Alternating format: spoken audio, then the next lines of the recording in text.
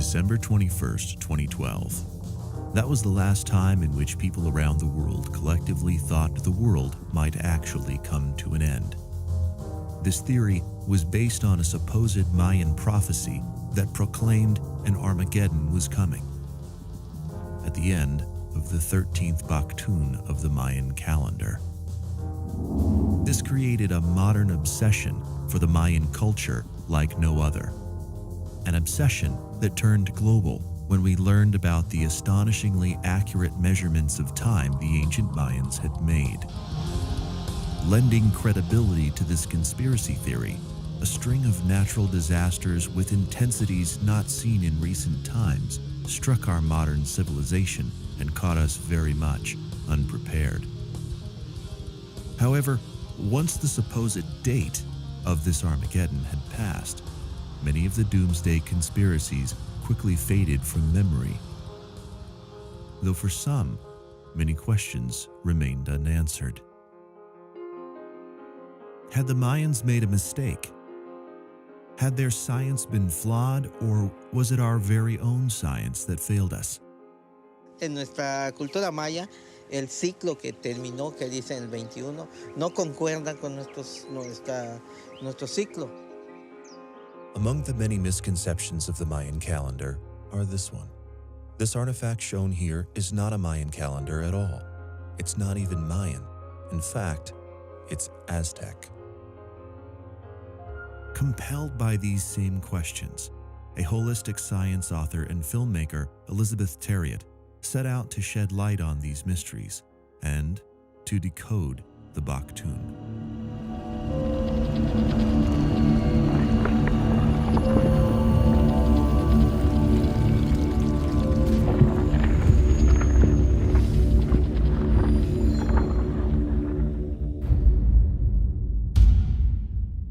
Mankind has been utilizing the night sky for navigation and prediction of seasonal change since prehistoric times. Early man saw in the stars the gods that ruled their lives. These gods' recurring visits created our circular vision of time that prevailed in ancient cultures. In the 3rd millennium BC, the Sumerians created a lunar calendar of 354 days, divided into 12 months. This was a very good approximation when compared to the current lunar year of 354.3670 days. The Sumerian astronomers noticed the sun cycle lasts actually 11 days longer than the lunar cycle. In this day and age, we have approximated our year as 365.2422 days, known as the tropical or solar year, as measured by our orbit around the sun. So the gap between these two cycles was filled by adding in a 13th month whenever it fits, thereby establishing the lunisolar calendar comprised of both entities. However, the solution was still inaccurate. The Sumerian calendar continued on in this way with the Hebrews who adopted it during their bondage in Babylon in the 6th century BC. The Hebrew count is geared towards a divine destiny, the arrival of the Messiah, and the restoration of paradise, thereby changing the ancient vision of circular time and replacing it with a linear conception of time. In those years, the Greeks also utilized a lunisolar calendar of 354 days with an extra month.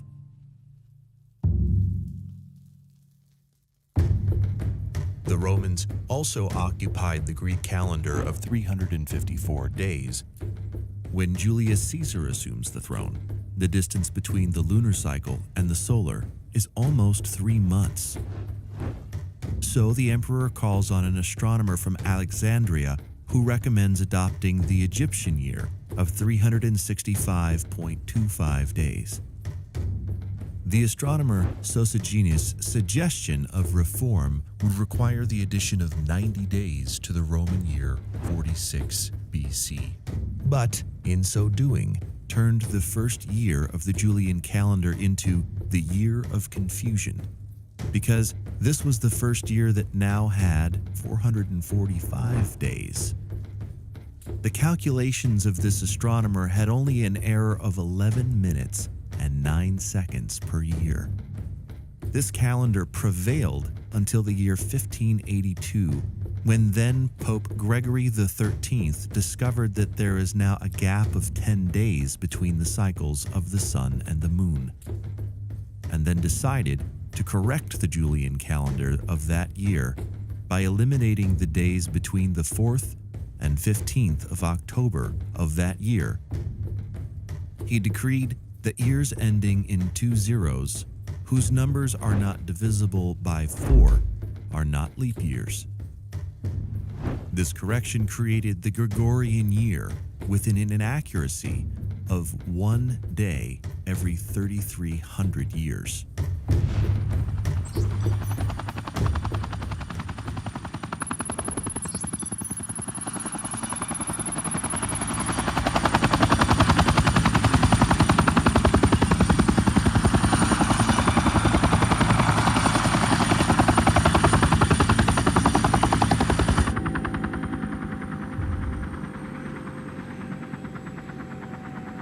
In Quirico at last. First, I will meet with Abuela Polinario, president of the Confederation of Mayan Councils. He has the authority and wisdom inherited for centuries to guide us in our search.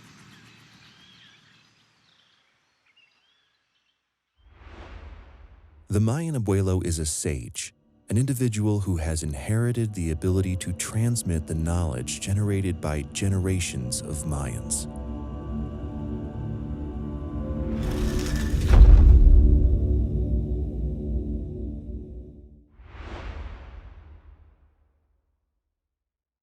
Estamos en este asentamiento maya llamado Quiriguá.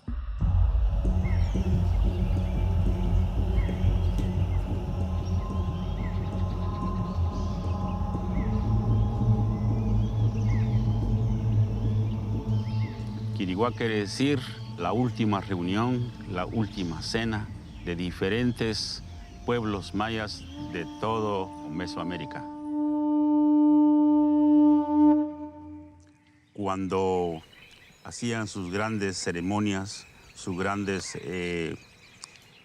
celebraciones del tiempo, tenían que codificar, escribir o archivar el ciclo. Eso es lo que está en esa estela. ¿En qué tiempo fue? ¿Qué es lo que hicieron? ¿Y para qué lo dejaron?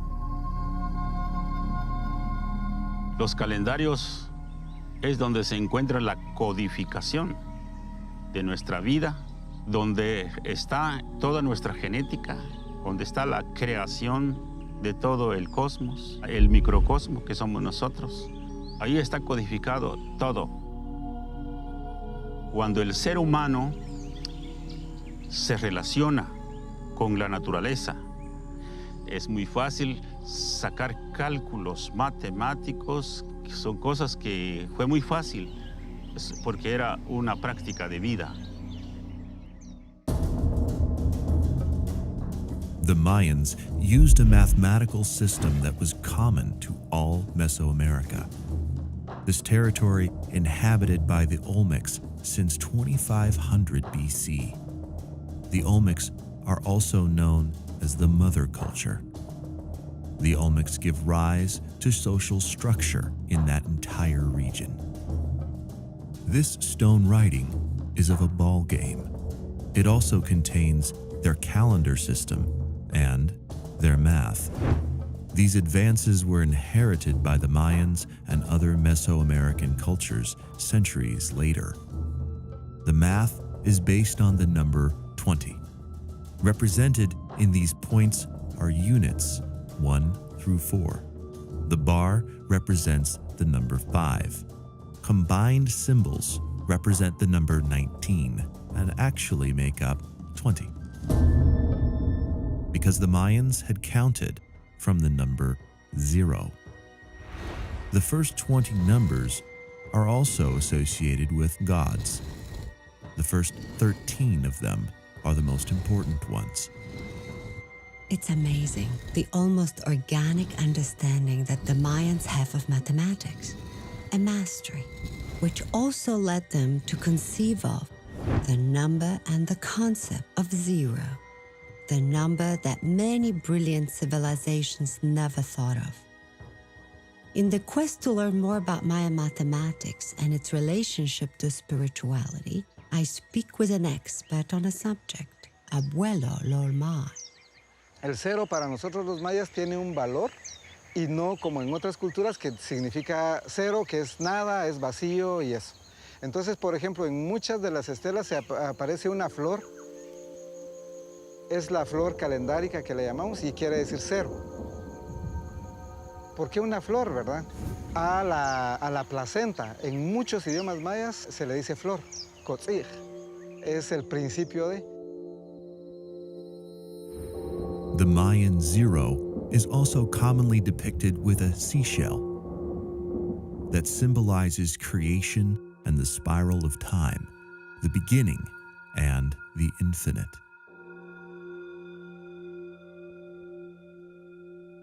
These were complex mathematical achievements. They were a logical development of a civilizations deeply influenced by astronomical cycles.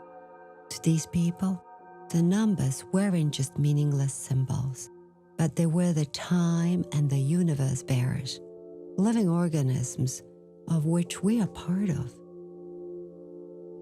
Los abuelos, como estaban bien conectados con toda la naturaleza, se internaban dentro de ellos y miraban el sol, miraban la luna, miraban las estrellas. Eso están en la garganta, están en los oídos, los ojos, en los órganos. Pero eso no es magia, eso es un poder. Allí está escrito todo el movimiento y la composición de nuestro cerebro. Ese cerebro palpita. Y lo que está escrito son palpitaciones y esa palpitación tiene un sonido. Y ese sonido produce ondas y esas ondas se vuelven una canción, un canto. Following the words of the Abuela Apolinario, a ceremony is performed.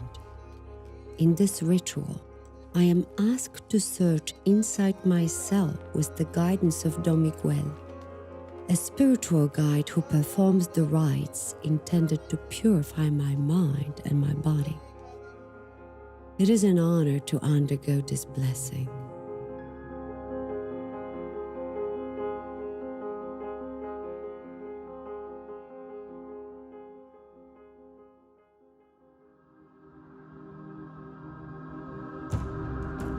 The Western scientific view governs our lives, linking our consciousness only to the physical evidence, as does the Gregorian calendar with time. Therefore, we have lost our inner world because we learn only a material perspective of things.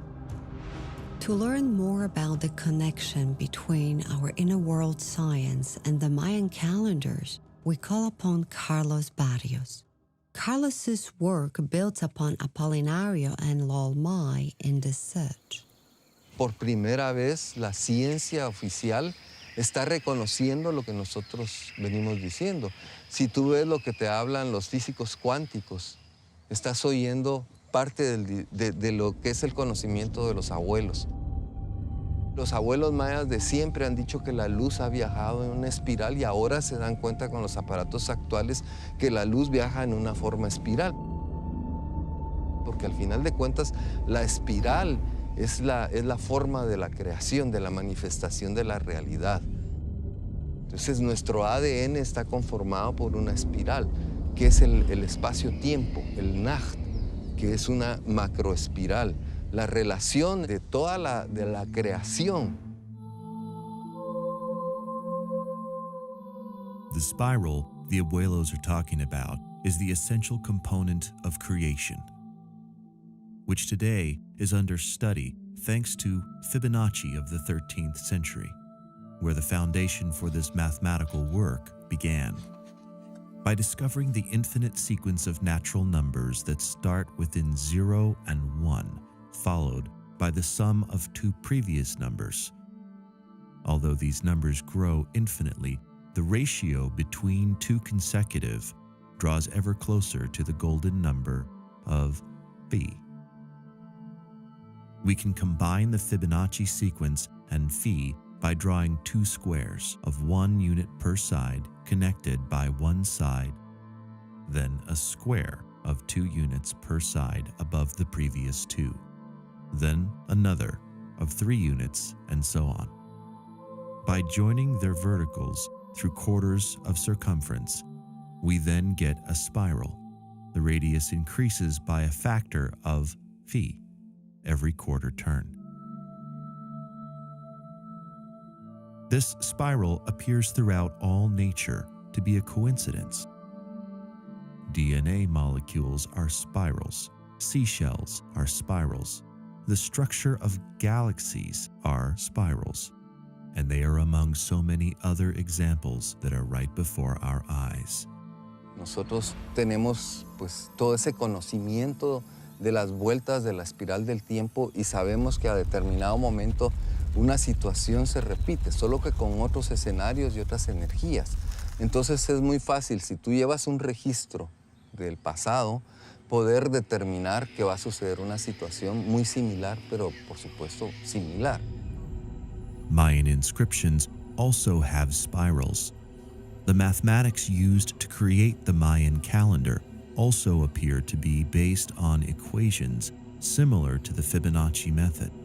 1 plus 1 plus 2 plus 3 plus 5 plus 8 equals 20, and 20 times the next number in the series, 13, which is equal to 260 days in the Mayans' sacred calendar.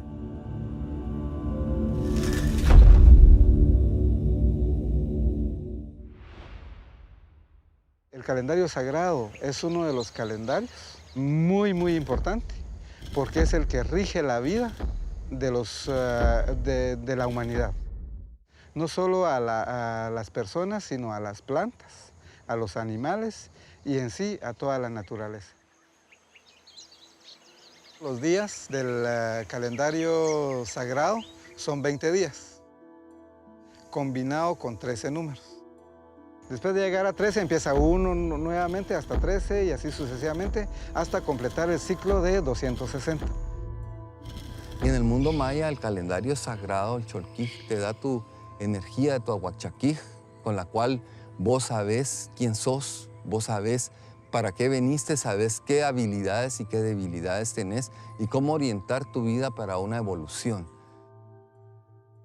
It is clear that the sacred calendar is more than just a measure of time.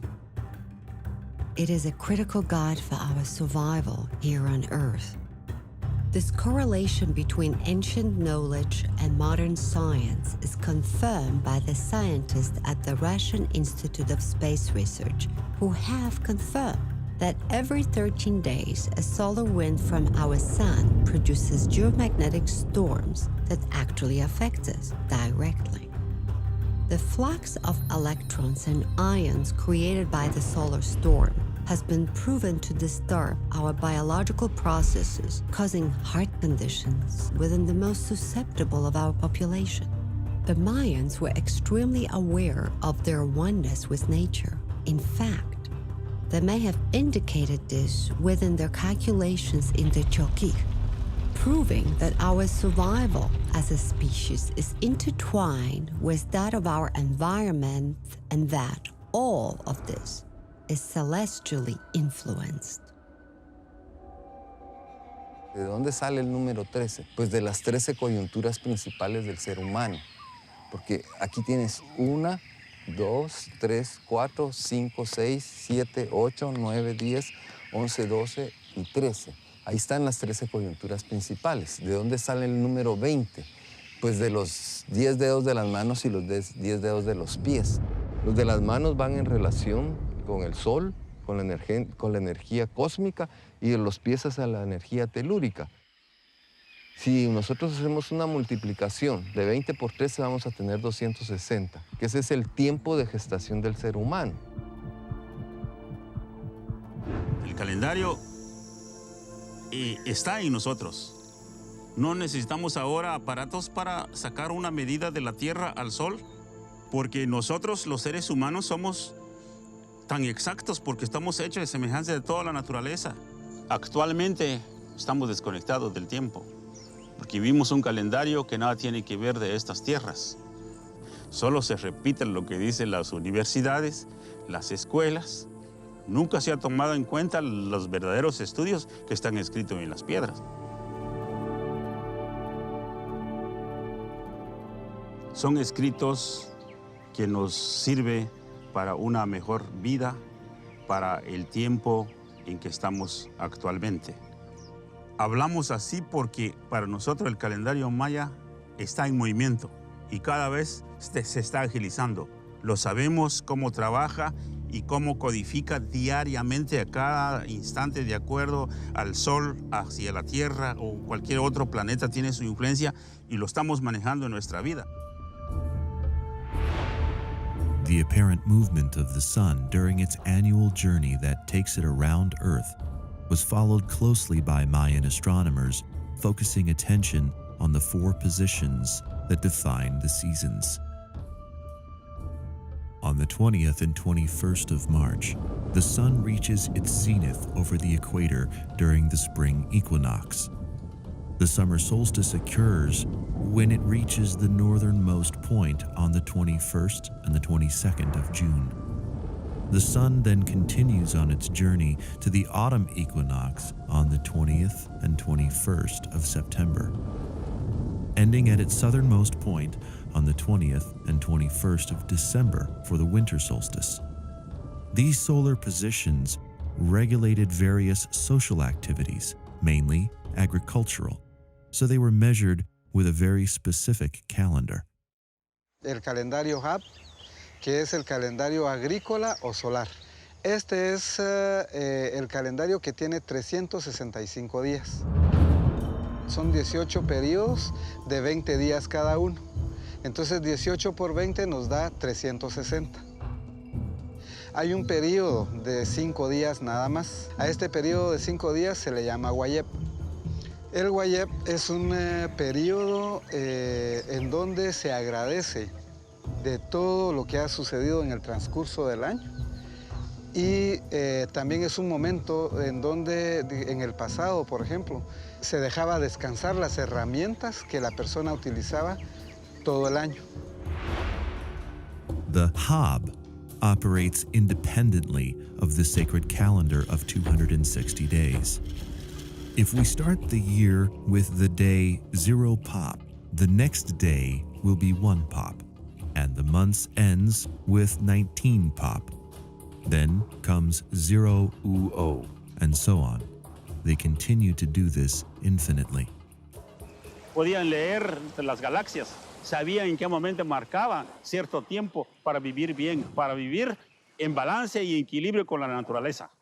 Se escogía alimentos de acuerdo a los meses del calendario. Se practicaba, por ejemplo, el despertar del sueño. Se practicaba, por ejemplo, cantos. Se practicaban danzas. Se practicaba, por ejemplo, las prácticas con las medicinas maestras.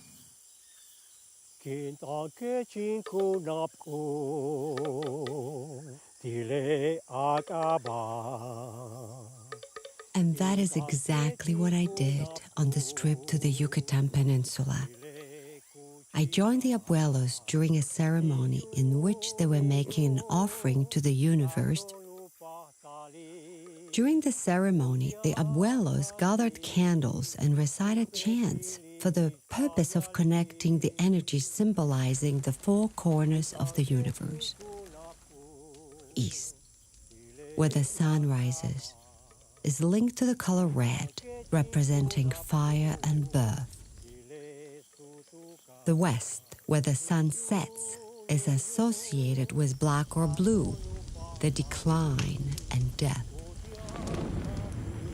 The north, to the right of the sun, is associated with the color white, life and air. The south to the left of the sun is linked to the color yellow, seeds and wisdom.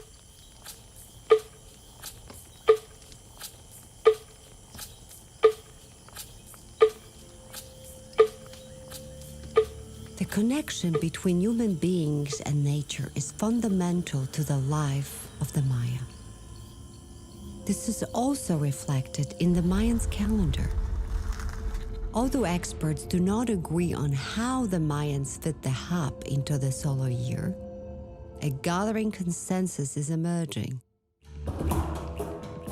Meanwhile, at the National University of Honduras, a scientific paper was published that proposed that they had discovered a perfect repeatable lunar cycle of 235 moons within a 19-year period.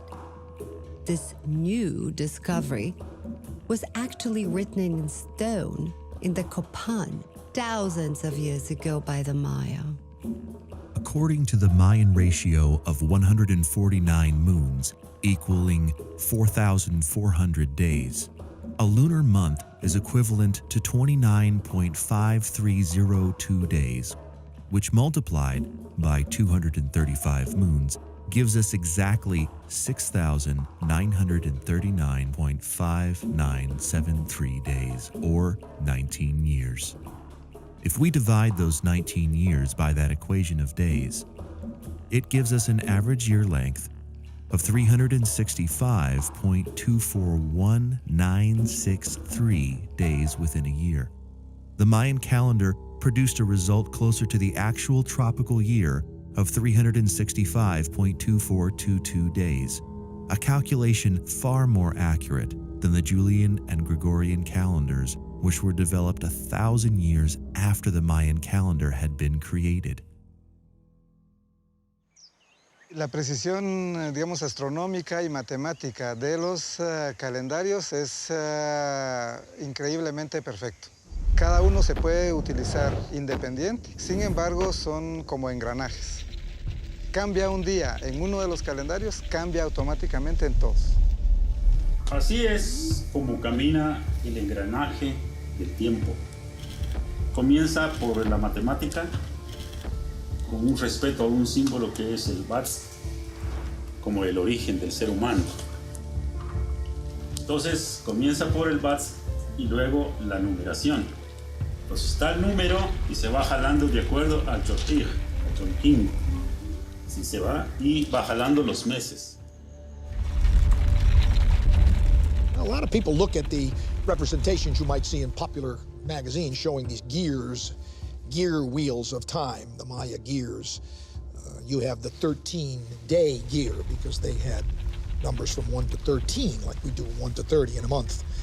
And then they have the 20 gear with the 20 days of the names. The way we have Sunday, Monday, Tuesday, Wednesday. And so those two gears, the 13 and the 20, roll around the same way our 7 days of the week roll around with 30. And they make the 260-day count, which is a very important fundamental Maya number, because 260, which is 13 times 20, is also, it incorporates the number of fingers and toes on a body. It incorporates the number of layers of heaven, which is 13 for the Maya. And it even incorporates the gestation period of the human female, which is very close to 260. Oh, and by the way, it incorporates eclipse cycles and Venus periods, but that's detail. The hab and the cholqui can be joined as a gear, forming the calendric wheel. Any given day in the calendric wheel, like 5 kimi for pop, consists of the number 5 and the day kimi of the cholqui, and the 4th day of the pop, the month of the hab. It's important to understand that using this system, it will take 73 rotations of the cholqui and 52 rotations of the hab to repeat the same date. The calendric wheel is also associated with 4 directions of the cosmos, dividing the 52 years of the hab in 4 parts of 13 years. When this cycle is completed, it is a very special time for the Maya, who would put out all of the fires the night before and not relight them until the next morning.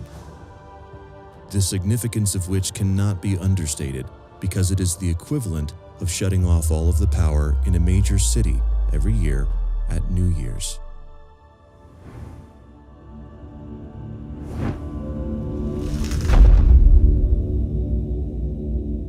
Cuando se habla del 13 Baqtun, o en la mayor parte de idiomas mayas es Oxlajuj Baqtun, se habla de un periodo solamente.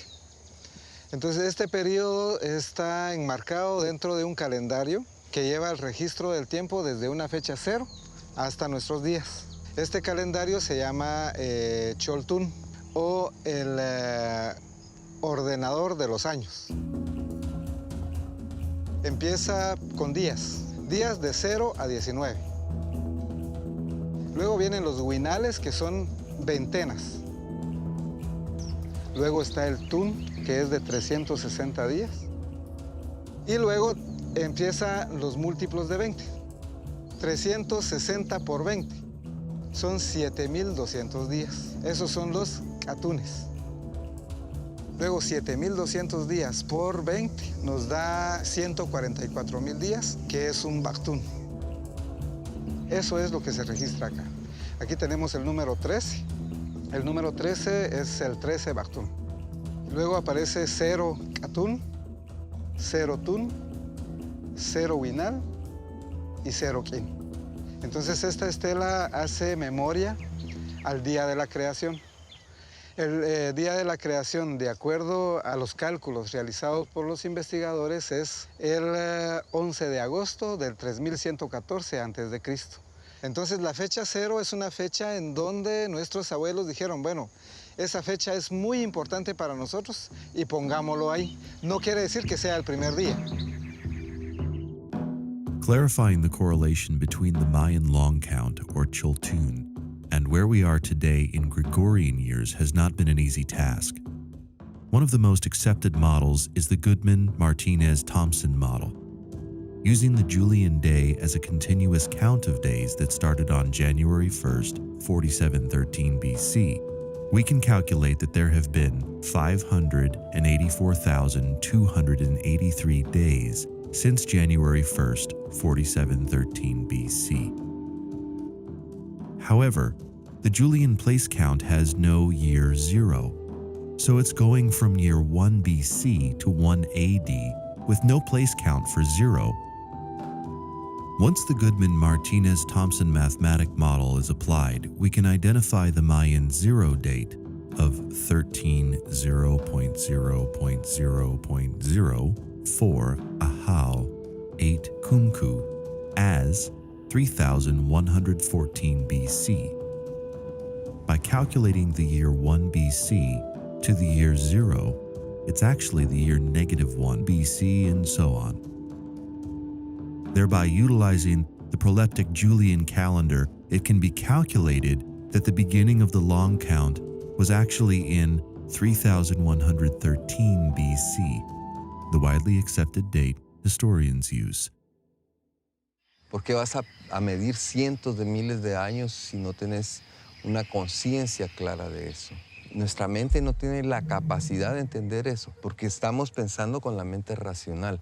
Tenemos que trascender la mente racional para poder percibir eso. Tenemos que entrar dentro de esas medidas de tiempo gigantes que hacían los abuelos. The Mayan long count is not oriented toward an end. But as the Hab and Cholki have proven, it's about measuring cycles. However, in this case, these are cycles of an extraordinary length. So where did this whole doomsday prophecy come from? A Maya shaman I know well told me, why is it that you gringos are so worked up about the 2012 calendar turning over? We know very well that it means that we will try to make there be a new beginning. We will try by our actions to make it a better world. And I thought in talking to the Maya shaman that that's not so different from what we do on New Year's Day, which is the end of a cycle, the end of the year. Mucho viene de un concepto europeo o estadounidense y cristiano. Entonces el cristianismo nos dice que hay un fin del mundo. Entonces el 13 Baqtun es el fin del mundo. Ahora se ha encontrado en un sitio que se llama Tortuguero un monumento en donde dice que se completa el 13 Baqtun, 4 Ajau, 3 Canquín. Y eso nos lleva al 21 de diciembre del 2012. Sin embargo, hay periodos mucho más largos que los Lajuj Baqtun. Consisting of 13 Baqtuns or 5,200 tune years. Hay Pictun, Calaptun y Quinchiltun. ¿Para qué nos sirve a nosotros esa medida de tiempo? ¿Qué nos está informando todo este conocimiento de los abuelos? Nos está informando la esencia que surgió durante ese ciclo, que es una energía pues, que es en la que nosotros hemos evolucionado, esta humanidad, esta civilización. Pero primero, hace pues, casi 20 y pico de mil años, 26,000 años, hubo una energía que estaba relacionada con el elemento fuego y que estaba relacionada con la energía femenina. Luego vino el siguiente ciclo de 5,200 años, que estuvimos inmersos dentro de la energía masculina y del elemento tierra. El tercer ciclo fue nuevamente femenino con energía de aire. Y el actual ciclo, estamos hablando otra vez de energía masculina en relación al agua. Water is the element that abuelos point to as part of our humanity. An element that is present in caves for the Mayans, places which are also portals to the underworld. Therefore, in the caves lives the god of death, Ahpuch, alongside the water god, Chak, and the goddess of fertility, Ixchel.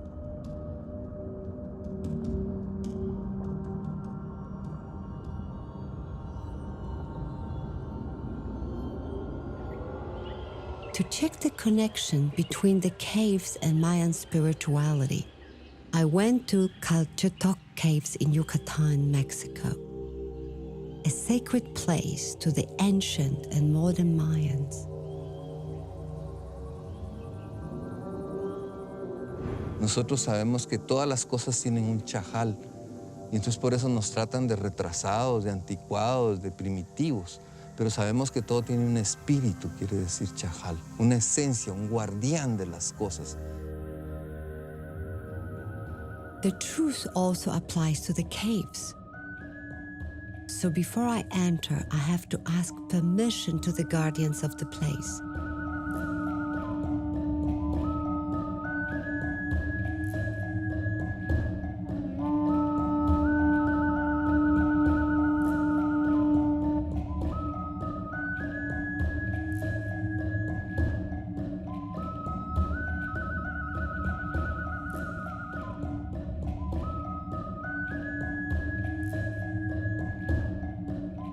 Once the guardians recognize me, I am then permitted to enter the cave with Don Rogelio, the guide of the place for over 30 years. Estas son las sartenejas para recolectar agua a los mayas. Es decir, todas las piedras que ven acá, los mismos mayas lo tallaron y lo colocaron bajo de cada estalactita donde vieron que cae There's still agua. water collecting. Sí. At the entrance, we find the water element, which is picked up by the abuelos because the origin is sacred. And before entering the cave, I met the goddess Ixchel. It's easy to see the importance of the goddess Ixchel in this cave, because during the caste war, the Mayans hiding in this cave looked to the goddess as a glimmer of hope for the continuation of their race. Cuando hubo la guerra de castas, toda la gruta, toda adentro, vivió mucha gente. Se calcula más de 1,000 personas refugiados adentro. Eso acá dentro de la gruta, vean, en el piso encuentras en todas partes pedazos de cerámicas. Vean, todo esto. Cerámicas que los mismos mayas utilizaron acá en que estuvieron refugiados. Solo que los mismos enemigos de los mayas que lograron entrar, así molestos, todo lo que vieron en el camino lo destruyeron, lo rompieron todo. This déjà vu of scenarios, I understood clearly on my birthday, April 12, 2012. Here I am in the Yucatan, exactly 445 years after. The 16th century Catholic bishop, Diego de Landa, burned the Maya codices and all relevant records of the Maya. De Landa had been responsible for cruel inquisition techniques, not limited to torture and genocide, but nothing short of cultural annihilation. Quemaron todos los escritos de todos los registros en México y una parte allí nomás al otro lado del río. Quemaron todo eso, se ordenó la religión.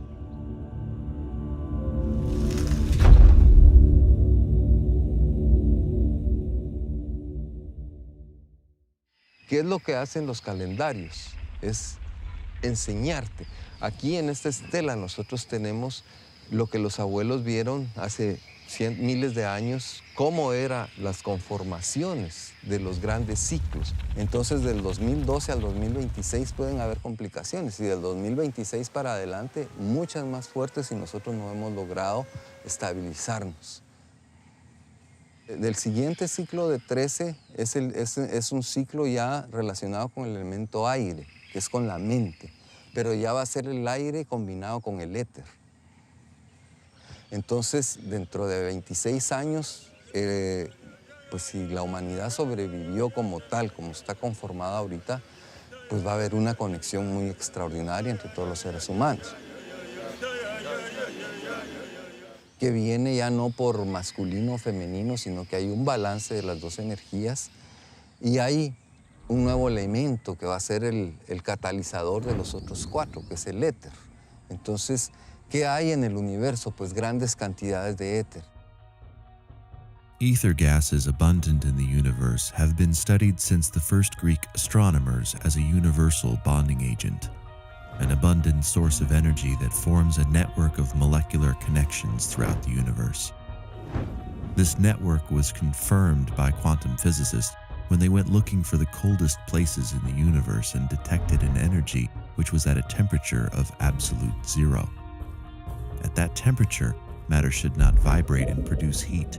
There's usually no recordable release of energy as molecules are tightly compressed at this temperature. This is a phenomenon they call zero-point field, which means the particles cannot be isolated from each other. But what they found was the molecules were not releasing, but exchanging energy with each other in sub-zero space. These same ethereal molecules are within Earth and within us. As our planet passes through certain sectors of the galaxy with higher concentrations of this ethereal energy, in conjunction with a magnification effect caused by our proximity to other celestial bodies, the influence of these fields can be measured. In an essay, The Auric Timescale and Mayan Factor, Sergei Smelyakov and Yuri Karpenko conjoined this theory with the 26,000-year cycle known as the precession. This precession is measured as the time it takes for the axis of rotation of the Earth to make a complete passage oppositionally through the 12 signs of the zodiac, the Mayan equivalent of being the Baqtun. Smelyakov and Karpenko divided it according to Phi in the Auric epochs of 5,200 tune years, which is 1/5 of that cycle. In so doing, they discovered that these epochs were set by the Mayans according to the time they take to transition through these areas of energy, resulting in 12 periods of increasingly shorter duration, of which, historically, it was discovered the recorded events aligned with the development of stellar events, new knowledge, the arrival of spiritual teachers, wars, and also quick political changes and weather disasters, as if delivered on schedule. 2013 is the date given to the end of the 13th Baqtun by Smelyakov and Karpenko. also being the beginning of increasingly short cycles of demographic and environmental changes that will affect our planet until 2050. These researchers agree with the abuelos that there are serious problems coming our way. And that's why. La espiritualidad de este tiempo tiene un nombre y esa es acción. Ya nos podemos poner a meditar 20 años para alcanzar la iluminación. No hay tiempo, porque ya estamos en la época de destrucción, de cambios, que si nosotros no evolucionamos rápido, pues nos vamos a quedar.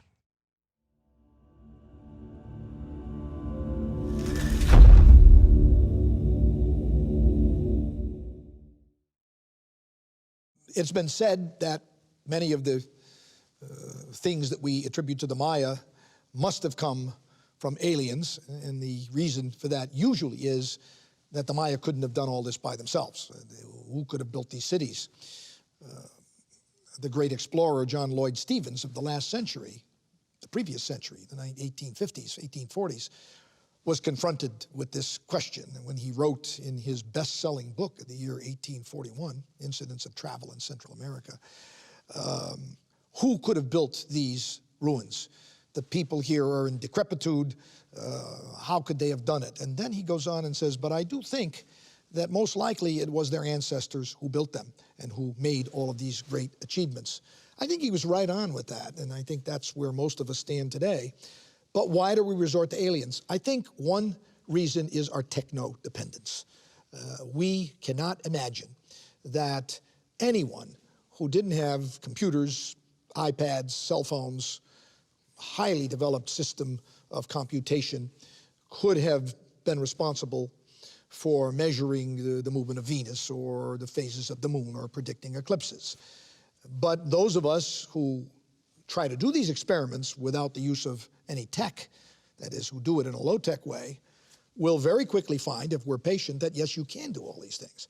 So this resorting to the exotic, I think, is, in addition to being a great story, is also, I think, comes out of the not unwillingness to believe that any culture so low as the Maya, and here I think we placed them below us, could have done these things. And that's a mistaken notion. We seem to have a habit of enlisting the far away to get answers. We don't trust our institutions. We certainly don't look to Washington for answers. We don't look to the UN.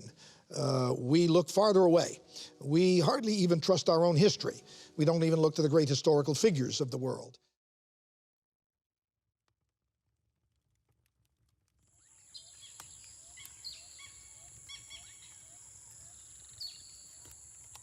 Si la sociedad no toma en cuenta lo que todavía tenemos por escrito en este lugar donde están los tiempos, donde están todo lo que es el cosmos, si no entendemos por allí, no hay ningún rescate. Lo que nosotros estamos es llamando la atención de todas las personas, que se armonicen, porque si la gente continúa en el camino material, en el camino de destrucción, que es lo que ha provocado esta sociedad moderna, pues definitivamente las personas que no se quieran adaptar a este nuevo ciclo no van a tener nada que hacer en este mundo.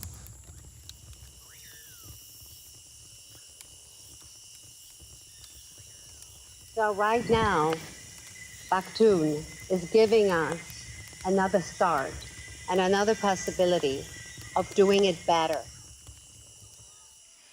Tú ves ahora la sensibilidad con la que nacen los niños nuevos, las nuevas generaciones. Impresionante es la conciencia que tienen con la naturaleza, la conciencia ecológica y el conocimiento que traen. Ellos son los que van a vivir este cambio. Within every newborn soul here on Earth, there is an opportunity for humanity to change course in any direction. Anything is possible. And with the technology in place right now, the reality of a collective consciousness is just a step away. As we already have through the use of existing technology, a collective consensus. Interconnectivity on a scale never before imagined even by fictional writers and those who claim to have clairvoyant powers. Technology which looks more and more biological as it advances, as it has already begun to transcend its mechanical limitations. Concept not lost on the Mayans, who skipped over much of the mechanical to focus their genius on mastering their own interconnectedness with nature rather than isolation from it. Through estimating the speed of exponential technological advancement, we can only say for certain that the technology of the future will be well beyond our ability to explain it. It will, in fact, seem impossible for anyone not immersed in the technology of the time to understand how it works. Therefore, it is clear that as more of us connect with nature, the cosmos, and ourselves, it is more likely that we will be able to achieve the necessary evolutionary leap for humanity and our planet. This connection will allow us to find the ways to preserve our existence in a sustainable form as symbiotic rather than parasitic to our host planet. Por supuesto que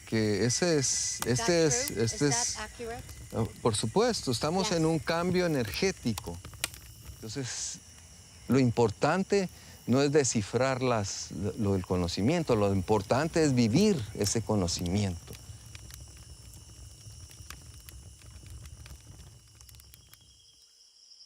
As it was in the Golden Age, Quiriquá was a meeting place for the priests, who would reveal that the calendars were much more than a simple measure of time, but rather the ways in which they mark our life cycles and that of the cosmos.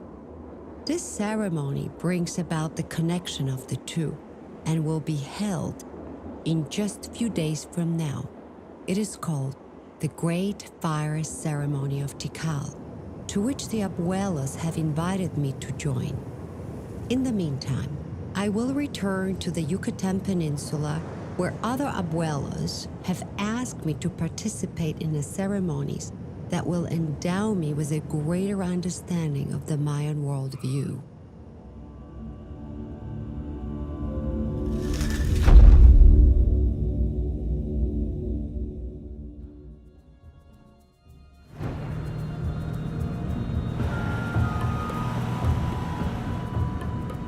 I turn to the UNAM, excited to learn more in depth about the Cholquí with Canek Estrada and Laura Sotelo. Dentro de la cultura de los Altos de Guatemala se han conservado de manera tradicional varios aspectos de la religiosidad prehispánica. Uno de los más relevantes es el calendario de 260 días. Se piensa de que cada día es una fuerza espiritual. En Guatemala a todas las entidades metafísicas se les llama nahuales. Se dice que estos 20 nahuales, que estos 20 señores de los días, son los que contienen las respuestas de todas las cosas de la vida. Cada uno tiene su especialidad, entonces uno debe de buscar el día específico que trabaja sobre ciertos aspectos. Por ejemplo, hoy que es día cabal, su nombre significa como la aurora, el amanecer, lo temprano. Entonces, el día de hoy se buscan cosas que vean relacionados con el aclarar alguna situación de la vida. Ahora, por ejemplo, el día de mañana, que se llama Oshipkat, es un día que lo enreda a uno o que lo aprisiona a uno. Entonces, es un día adecuado para, con ceremonias, pagar de que uno no esté enredado. The anthropologist Barbara Tedlock tells a wonderful story about a young man courting a woman, and he wants to propose to her. But he knows that he can propose only on the day 1 monkey, number 1 of 13, day monkey of 20 in the 260-day calendar. So the night before 1 monkey, he gets horribly drunk because he's anxious, sleeps through the day, wakes up, and is told by his local daykeeper that he has to wait 259 more days to propose. The point is that the rituals, many of them dictated in these written documents, these codices, are very, very prescribed. You only do certain things at certain times. Men do certain things, women do certain things, there are certain offerings and so on to certain deities. En realidad no hay como que un día puramente bueno y un día puramente malo. Depende del contexto en el cual se esté manifestando dentro de esta cosmovisión que rodea el uso del calendario. Por eso el ajkij o el especialista ritual es la persona indicada que puede entender el sentido que están teniendo los nahuales.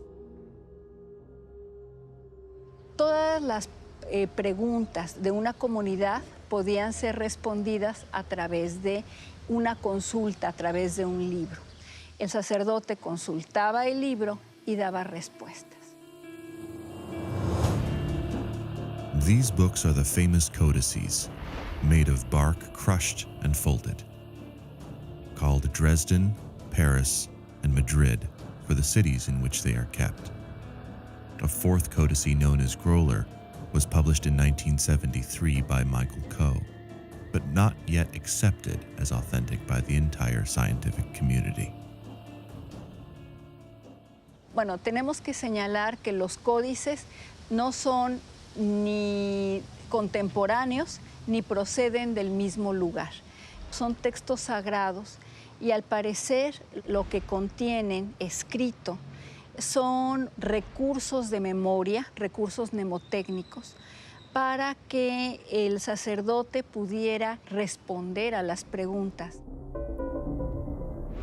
Hay algunos autores que piensan que son como pequeñas enciclopedias en donde se contenían asuntos de carácter astronómico, calendárico de tipo general, por ejemplo, augurios para Año Nuevo, augurios para ciclos de 20 años. Y lo más común en los tres códices son augurios diurnos para cada uno de los días del calendario sagrado de 260 días.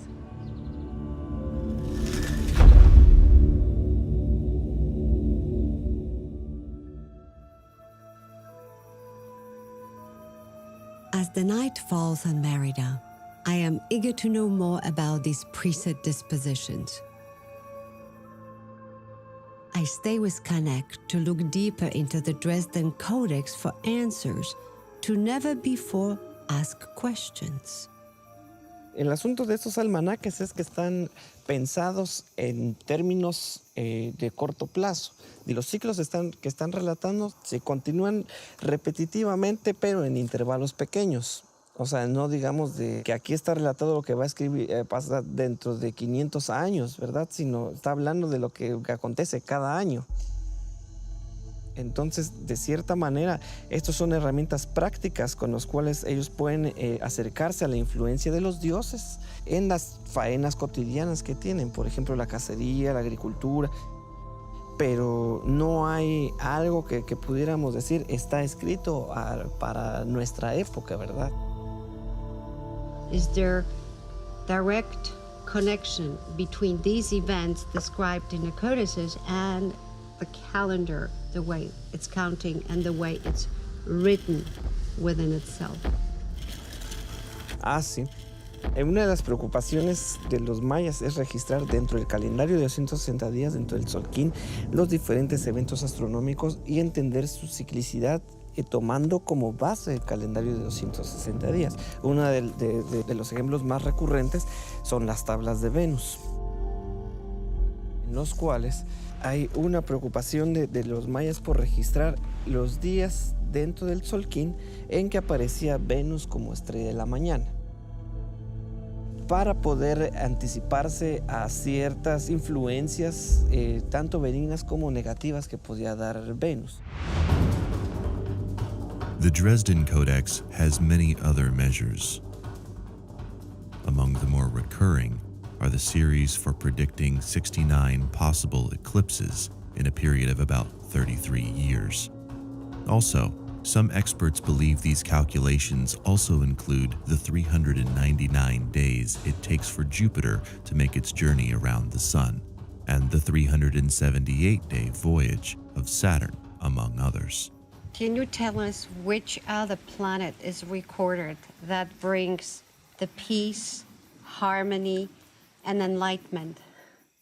Bueno, es que ese tipo de augurios está más relacionado con las ruedas catúnicas. Y los catunes son periodos que duran 20 veces 360 días, un poco menos de 20 años.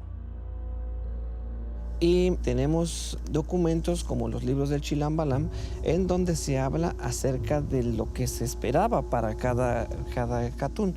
Y expresamente hay algunos donde se dice que son épocas de abundancia, épocas de paz. Hay otros donde se dice hay épocas de guerra. Hay unos donde incluso se habla acerca de la llegada del cristianismo. Pero estos augurios no están muy relacionados con eventos astronómicos propiamente. Ahora hay algo similar, ¿verdad? Entre algunas comunidades mayas se escuchaba el asunto de que si en 1810 había iniciado la Guerra de Independencia y en 1910 había iniciado la Guerra de Revolución, en el año 2010 tendría que ocurrir un evento similar, en tanto que había la repetición de estos ciclos. Y ahora ellos, en este afán de reflorecimiento de su cultura, dicen que este es el Baqtun en el cual los mayas van a resurgir.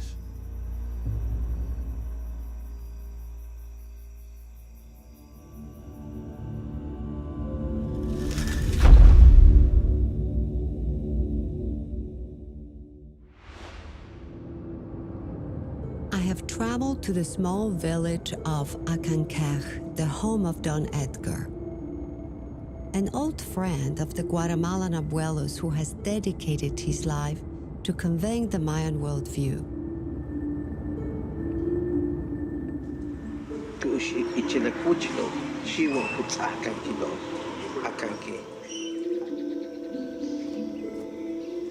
Okay, vale.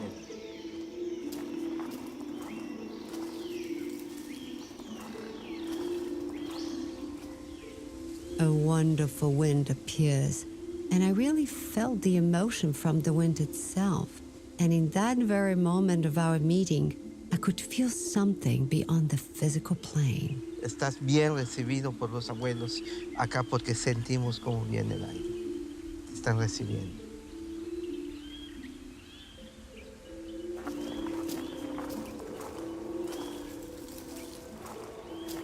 En esta parte combinamos lo que es planta con la cosmovisión maya.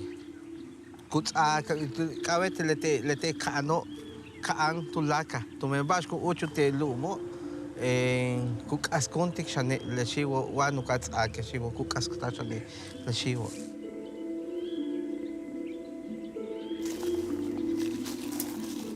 Y así seguimos en esta otra. Esta planta que le llaman el árbol sagrado, la ceiba. Se relaciona la planta con los cosmos, con el eje cósmico. 4 planos hay bajo la tierra, que es el tronco, que es la raíz. Y el tronco, son 4 planos sobre la tierra. Y la rama significa 4 planos en el cielo. 4 planos en el cielo, 4 sobre la tierra, 4 abajo, unido en un solo punto, que hace el número 13.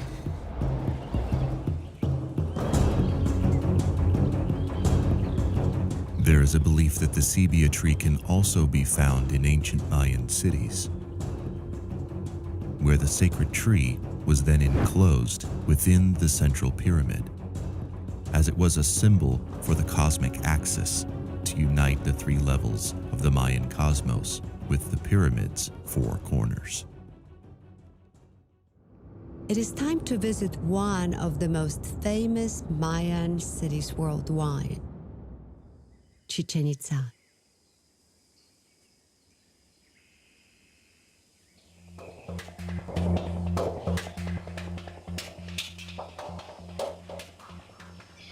In Chichen is the Kukulkan Pyramid, which is located in the center of the city, symbolizing the 4 directional divisions of the universe.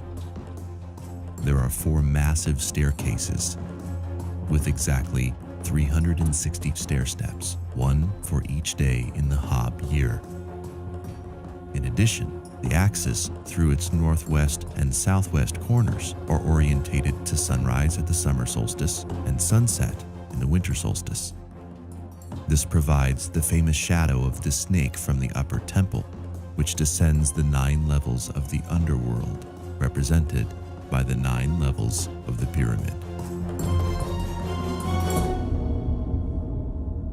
By using the pyramid as a sundial and a solar calendar, the shadows cast by the pyramid itself were used to gauge not only the time of the day and season, but guidance to understanding the relevant biological timekeeping by which we live.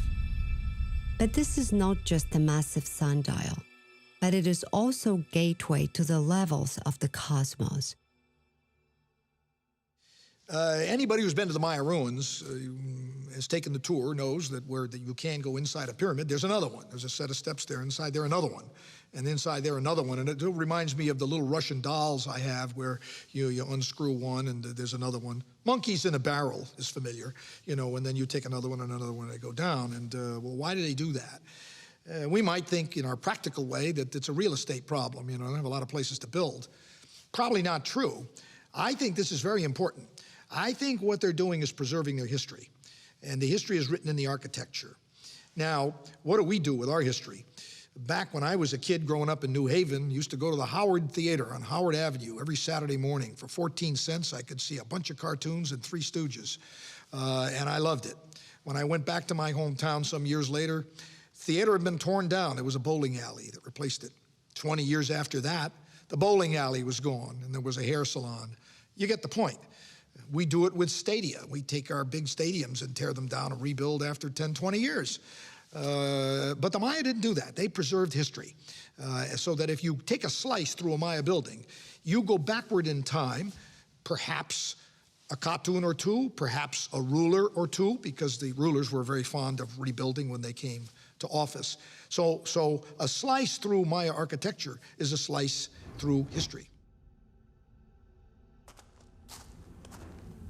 And the underworld knows this area is riddled with vast caverns, natural gateways leading to the Mayan underworld.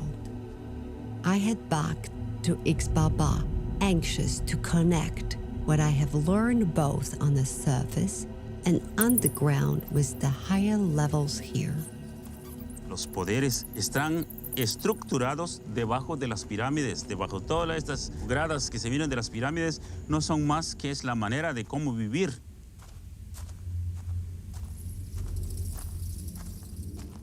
Finally, I arrived to the second level of the pyramid representing universe, the level of the origin of humanity, where I find the jaguar, the guardian of the 4 corners of our universe. Es Balam Kitse. Balam quiere decir jaguar, el jaguar de la sonrisa dulce, el del sol, guardiante de la raza roja originaria de este continente. And on the inside of the wall of the pyramid, one can see a represented overworld. I find our creation, the sign of water from where the 2 snakes come out, that symbolizes our DNA. A combined snake from our parents' DNA that joined at the 2 sides of the lower water flower, guarded by the secret jaguars.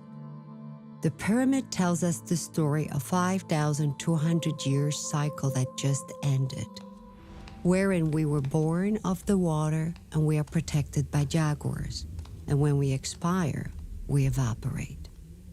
To learn more about what the Yucatan Mayans had to say about the 13 Baqtuns and the next coming cycles, I go back to talk with Don Edgar. En estos periodos, el gran temblor que estaban esperando, el temblor no se refería al temblor físico o químico de la materia de la tierra, sino que el temblor era del ser humano, era en el corazón. Por eso en el 2012, cuando lo publicaron Los grandes señores científicos comercializaron en parte de nuestra cultura. En nuestra cultura maya, el ciclo que terminó, que dice en el 21, no concuerda con nuestro ciclo. 2014 es para nosotros, la cultura maya, termina lo que es este ciclo a partir del 16 de agosto. ¿Por qué agosto? Porque el calendario no puede terminar en diciembre, porque en diciembre es el calendario europeo. 2014 más 52 años nos vendría dando 6 en el 2066, es el cierre de otro ciclo. A partir de estos 52 años es una era de armonía. 52 años de amor, 50 años de desarrollo, todo esto.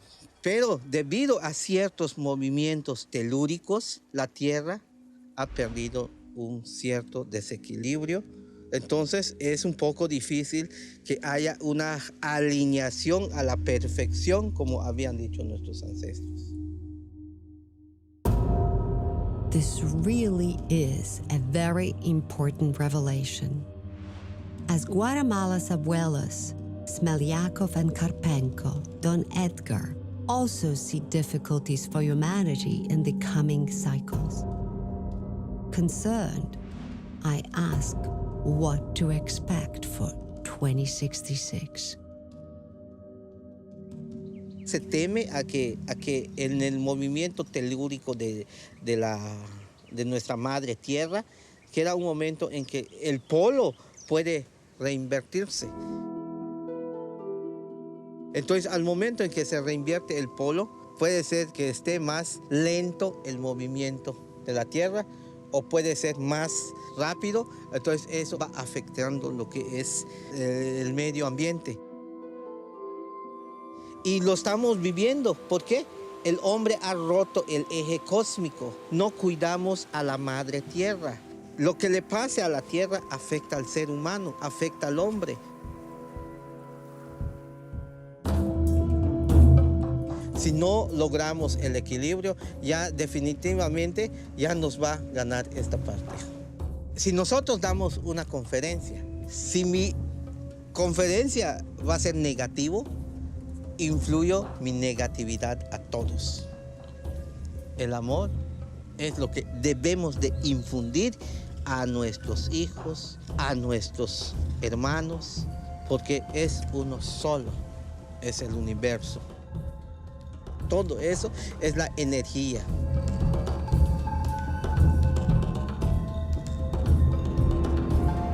This trip through Yucatan confirms that the coming cycles can bring problems. Don Edgar gives us the new dates of 2014 and 2066, close to the 2013 and 2050 from Karpenko and Smelyakov. Suddenly, it becomes urgent to make change in our own life. Internalize the knowledge and learn to live with it. Next to the warm fire and the spirit of the abuelas and abuelas in the great Tikal, I'm hoping to close my cycle that started in Quiriquá and start a new one.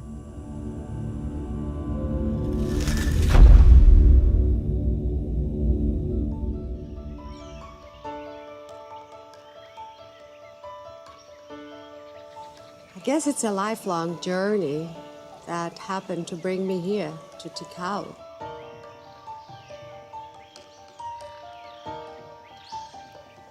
After visiting other places that marked how our civilization has evolved.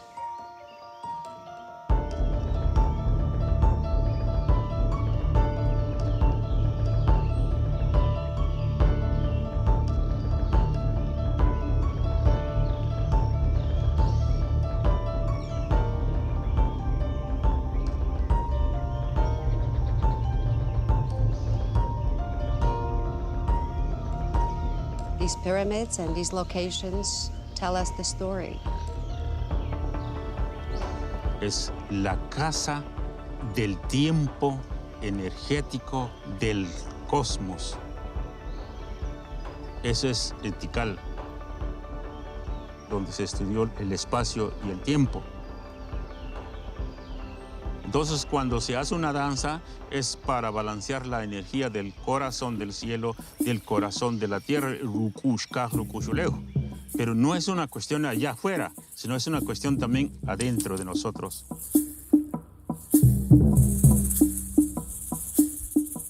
Entonces, es una ofrenda al cosmos para el balance de la misma vida, de todo, del cosmos.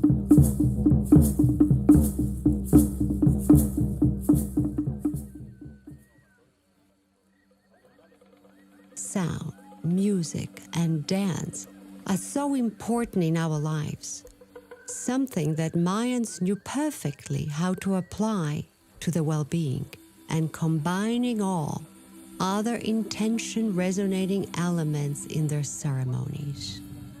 En lo maya, la ceremonia es la cultura de vida. La cultura de vida para conectarnos directamente con las enseñanzas dejadas en cada lugar ceremonial. Una ceremonia es como agradecer, ofrendar o hacer un trabajo para que nos entiendan las estrellas, el sol. Para tener buena salud, buenos pensamientos interiormente, vibrando con los 5 elementos de la naturaleza.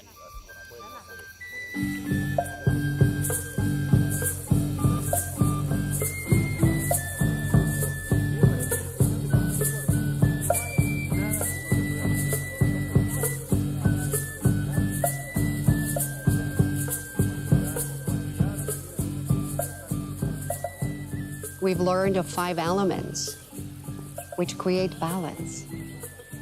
We have gone through a total dominance of male after total dominance of females. So we are yet to see the balance between the two where it's created without power struggle. And I think that needs to happen. The sooner the better.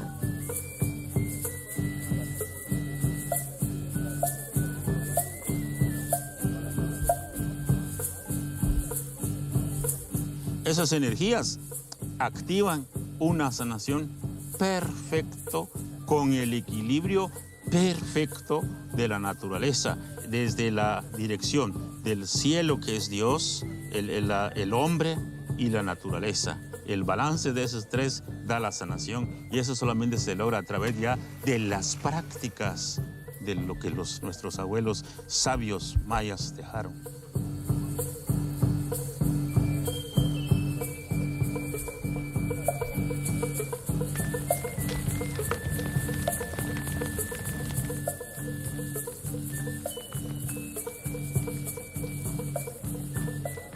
It is here, at the great fire ceremony, in front of the majestic temple of the Jaguar at Tikal, where the time and cosmos were first aligned and studied, I and my judge.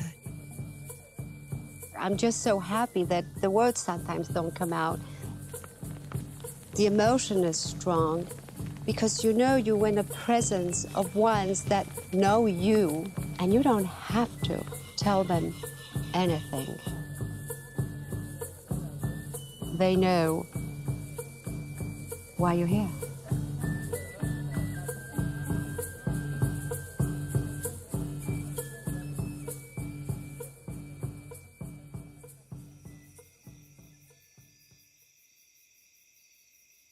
The very act and journey of decoding Baqtun, I think it tells us we have reached the era of our civilization that has it all. We have incredible structures, we have medicine, electronics, technology, internet, where the world is entirely connected. We are global. And yet, the message from them is, Our intent and our state of mind changes our environment. And when they speak that now it's the time to change our way of living, maybe that's the message. We do have the power of persuasion that comes from the power of intent. They're telling us, you are empowered and you can do this. So how about we create an era of abundance? And we start by creating abundance from us, from within us.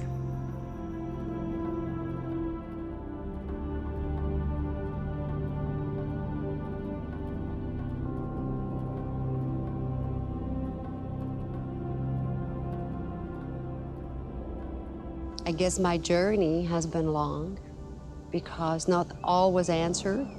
But right now I'm more at peace that what I always believed somewhat subconsciously existed, it's presented right here and it's written by Mayans.